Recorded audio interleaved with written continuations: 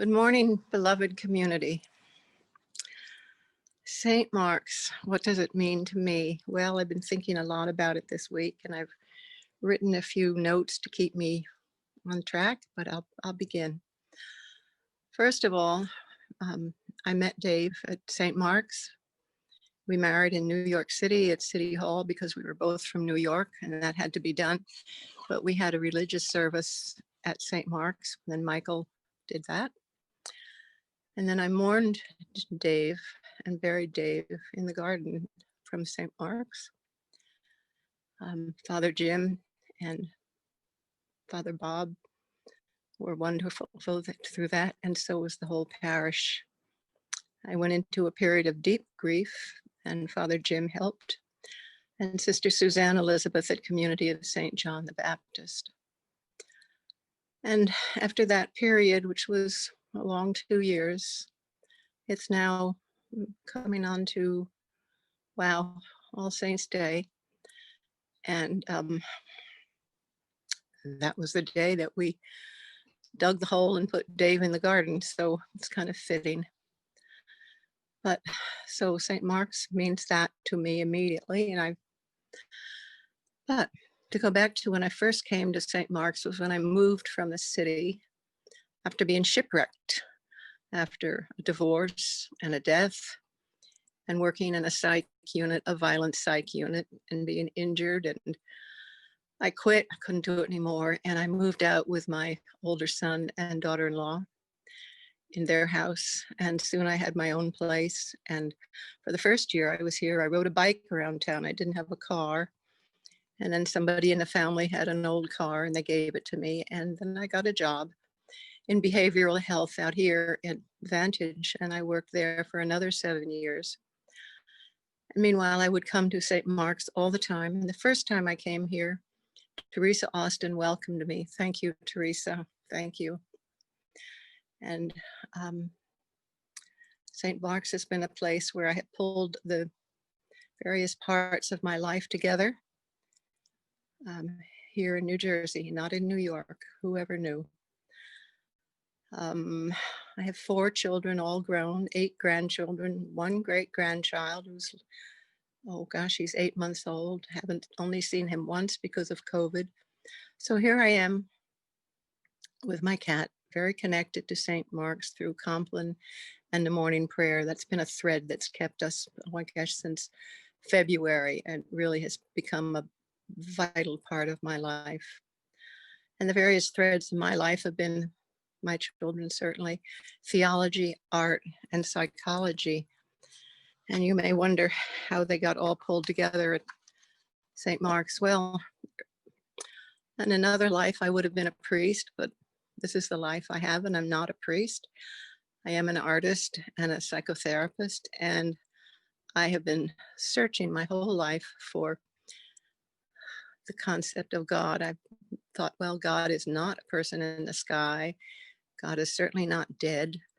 I hung around theologians in Boston during the 60s. And so I've read a lot, done a lot of theological education. And I went back to EFM last year, repeated the last year with Chris and Jeff.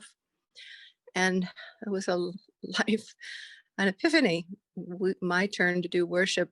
And I chose Hedwig. Hedwig was from the 13th century, 1200 to 12 something. And she was part of the Beguines in Belgium, which is now Belgium. It used to be Southern Netherlands.